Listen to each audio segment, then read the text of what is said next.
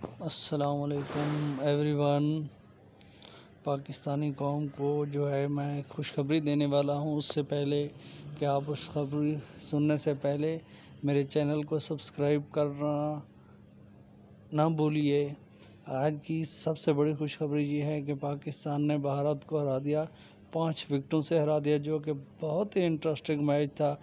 आखिरी गेंद तक जो है हमारे खिलाड़ी खेलते रहे और अल्लाह के शुक्र से अल्हम्दुलिल्लाह पाकिस्तानी कौम ने जो है एक और मैच जो है आज जीत लिया और इंडिया को जो है मैच हरा दिया।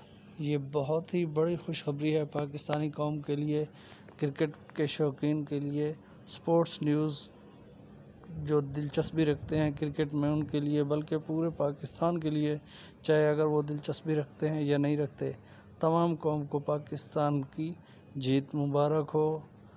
चैनल को सब्सक्राइब करना ना भूलिए। मेरे चैनल को सब्सक्राइब करें स्पोर्ट्स न्यूज़ के लिए और इस तरह की अच्छी अपडेट्स हासिल करने के लिए। मैं इंशाल्लाह आपको ख़बरें देता रहूँगा। थैंक यू, बहुत शुक्रिया। अपना बहुत सारा ख्याल रखिएगा।